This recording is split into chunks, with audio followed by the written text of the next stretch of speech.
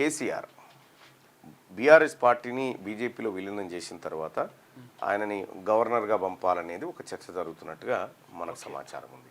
ఆయనని గవర్నర్గా పంపి కేటీ రామారావును పూర్తి స్థాయిలో రాష్ట్ర బీజేపీ కీలక నేతగా మలసాలనేటువంటి ఒక చర్చ జరుగుతున్నట్టుగా తెలుస్తుంది.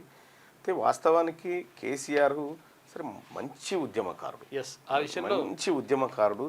అతని స్ట్రాటజీ, అతని వాక్చాతుర్యము ఇదంతా కూడా ఉద్యమానికి చాలా పనికొచ్చింది. పరిపాలన విషయంలోనే చెడిపోయిండు కేసీఆర్. అంటే చెడిపోయిందా చెడగొట్టినా తెలియదు. అతనికి పెద్దగా భూకర్ ఏముండకపోతుండే. మరి అతన్ని తండ్రి నడం పెట్టుకొని పిల్లలు చేసిన కథన ఏందో తెలియదు. నిజంగా చెప్పాలంటే కేసీఆర్ అటువంటి అంటే తినాలన్న ఆలోచన లేదు, పేరు రావాలన్న ఆలోచన ఉండే. అతనికి పేరు మీద మాత్రమే ఆలోచన, తిండి మీద లేకుండే.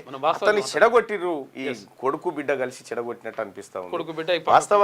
వాస్తవానికి కేసీఆర్ ప్రసంగం, కేసీఆర్ చెప్పాలనుకున్నటువంటి విషయం, కేసీఆర్ ఏదైతే దేనైతే డిస్టర్బ్ చేయాలనుకుంటాడో దాన్ని స్పష్టంగా డిస్టర్బ్ చేస్తారు.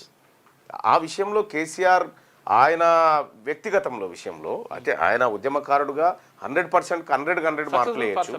ఎందుకంటే వ్యూహాలను రచించడంలో ఆయన దిట్ట.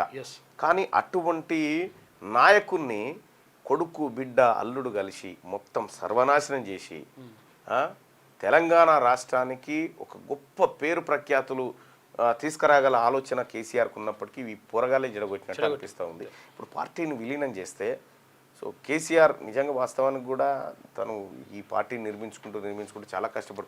పార్టీ పెట్టిన తర్వాత ఈ పొరగాళ్ళతో జొరబడి దాన్ని డిస్టర్బ్ చేసిరు. కానీ లేకపోతే మాత్రం కేసీఆర్ చాలా మంచి నాయకుడే.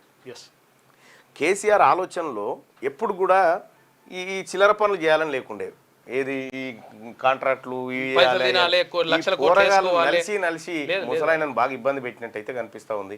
సరే బీఆర్ఎస్ పార్టీ ఇక ఉండదు, బీజేపీలో విలీనం అవుతున్నటువంటి సందర్భంలో మరి ఆయన పాత్ర ఎట్లుంటుందో చూడాలి. పేరు రావాలని ఆలోచన ఉండదు కానీ పైసలు సంపాదించాలి లేకుండే ఆలోచన అయితే.